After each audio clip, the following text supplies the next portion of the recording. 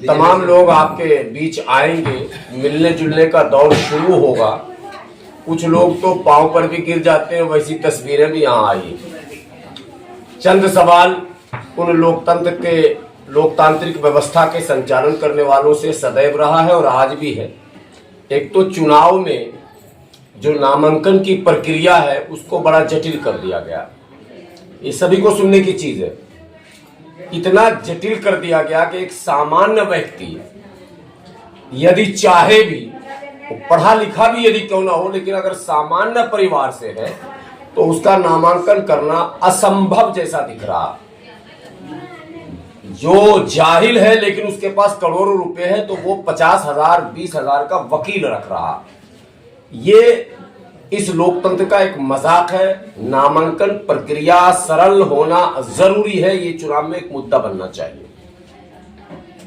दूसरे जो दल यहां हैं, कांग्रेस है, भारतीय जनता पार्टी है, जनता दल यूनाइटेड है और राष्ट्रीय जनता दल है। आप सभी लोग जानते हैं कि ये पार्टी आज की तो नहीं है, दशकों से ये पार्टी काम कर रही है।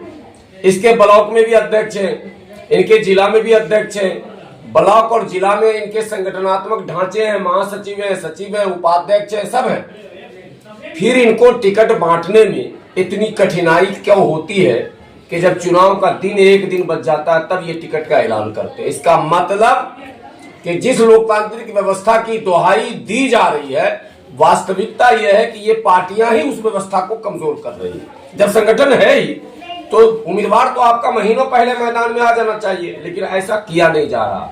पैसे का इंतजार होता, प्रभाव का इंतजार होता है, उसका जाति, उसका खानदान, उसका बैकग्राउंड सब खंगाल के तब जाके लेन देन के बाद जो है टिकट दिया जाता है।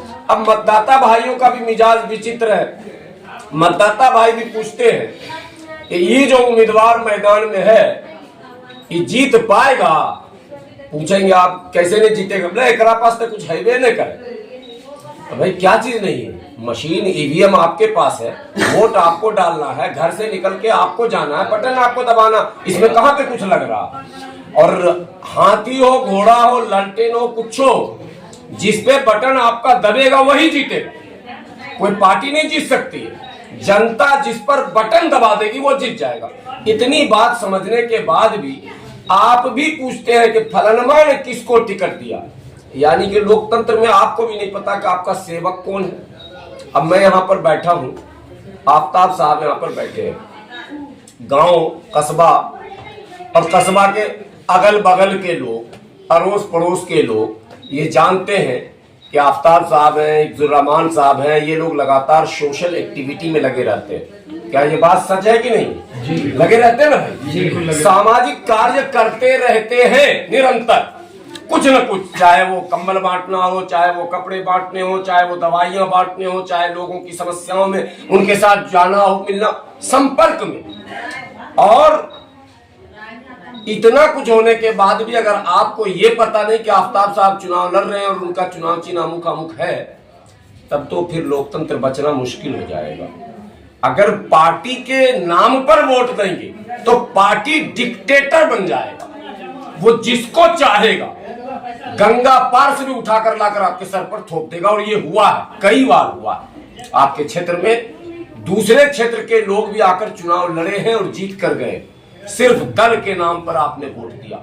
दल के नाम पर वोट देना बंद, दिल के नाम पर वोट दीजिए कि वो आपके दिल की आवाज को कौन सुनता, दिल के दर्द को कौन महसूस करता, वो आपका सच्चा सेवक होगा। मुझे लगता है इस विधानसभा में जितने प्रत्याशी हैं, एक दो को छोड़कर बाकी को किसी का समाज का दुख दर्द से कोई लेना देना नहीं। वो जो एक दो मैं कह रहा हूं उसमें एक आफ्ताब साहब भी है, मैदान में है। मैं तो इनको बधाई और मुबारकबाद देता हूं कि फिजिकली डिसेबल, ठीक है, आप सभी लोग जानते हैं। लेकिन एक बात याद रखिएगा, अल्लाह ताला, ईश्वर, भगवान, जो भी आप कहते हैं, गॉड, किसी से कुछ अगर लेता है ना तो उसको उससे बड़ी चीज दे देता। हम लोगों के धर्म में आप देखिएगा कि नाबीना आंख नहीं है, और हाफिज कुरान भी और आलिम भी। मैं मीडिया के सामने इसलिए कह रहा हूं, कुछ छोटे अक्ल के लोग ना ये भी कमेंट करते हैं, तो उनको मैं बताना चाह रहा हूं। तो अल्लाह ने अगर इनको ये दिया है तो ये छीना है तो ये दिया है, और राजनीति यहां से चलेगा। सब यही खेल खेल रहा है। तो अल्हम्दुलिल्लाह मानसिक रूप से पूर्ण रूप से स्वस्थ और तेजस्वी ओजस्वी जितना शब्द हिंदी में वो सब कुछ यही है।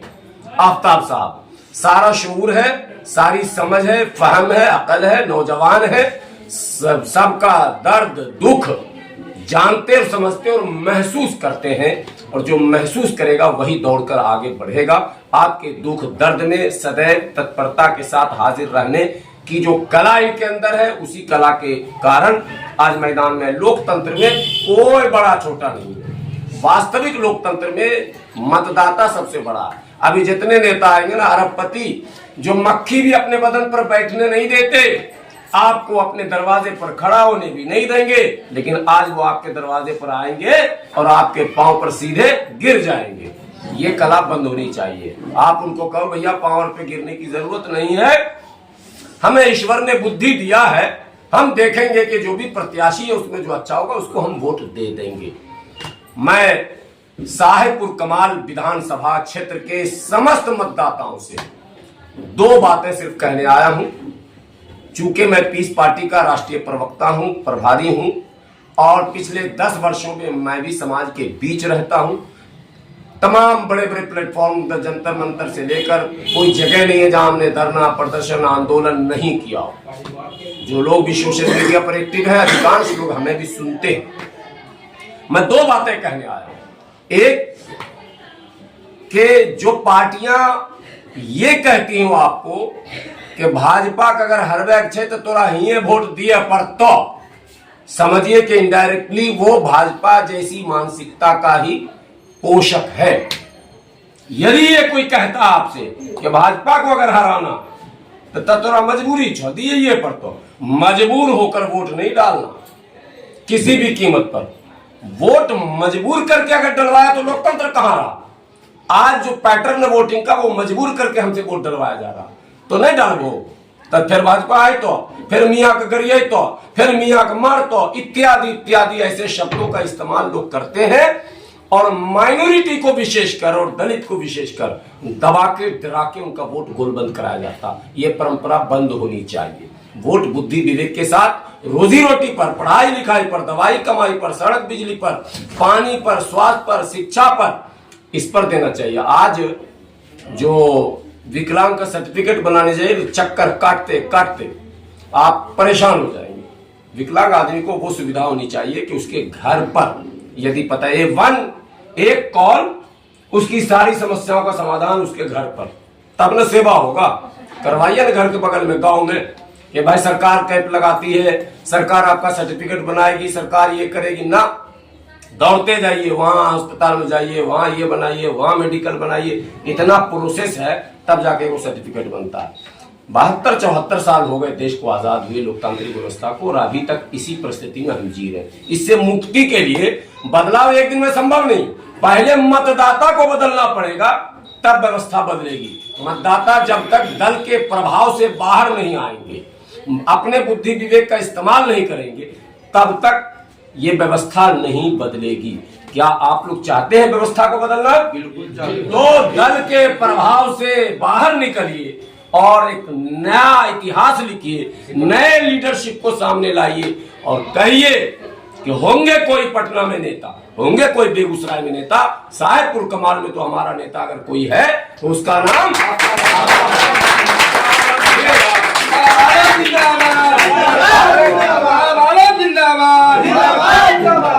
ये बातें जब आप कहना शुरू करेंगे तब माहौल बदल जाएगा।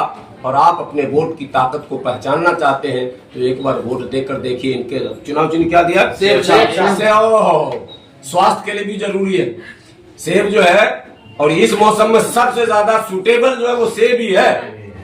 और अभी छठी मैया का जो त्योहार होगा, कोई ऐसा बढ़ती नहीं होगा जो घाट पे जाएगा तो साथ में वो सेब कम से कम जरूर 2-4 गो होगा। तो सेब जो है सबसे उन्नत, मुफीद, सेहत के लिए लाभकारी। सभी डॉक्टर जो है बोलेगा अमरूद नहीं खाइयो ठंडा मार देतो, केला नहीं खाइयो ठंडा मार देतो, फला नहीं खाइयो ना हो देतो, अनानास नहीं खाइयो तो फला हो जाता। सेब के बारे में कोई डॉक्टर आज तक नहीं बोला कि नहीं खाइयो ना हो, तो हर डॉक्टर कहेगा सेब जरूर खाइएगा। तो ये चुनाव चिन्ह सेब है, ये भी एक बहुत महत्वपूर्ण चीज है। आप सभी लोग आने वाले 6 तारीख को जो मतदान होगा उसमें सेब छाप पर बटन दबाएंगे और आफ्ताब वाले 8 नंबर पे, हाँ तो इनका नंबर है 8 और खड़ी कर देंगे सारे प्रत्याशियों की खाट इस पर, टेंशन नहीं है।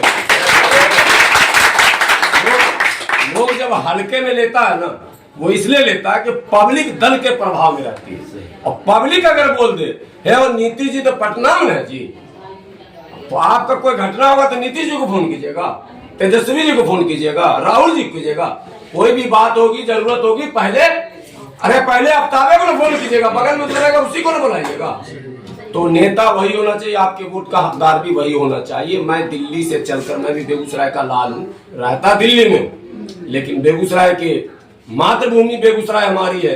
तो वो बोलते हैं ना दूध का कर्ज अदा करने के लिए मैं भी आया हूँ। मैं पीस पार्टी, चूंकि यहाँ चुनाव नहीं लड़ रही है, पीस पार्टी की तरफ से इनको समर्थन भी दे रहा हूँ, आशीर्वाद भी दे रहा हूँ,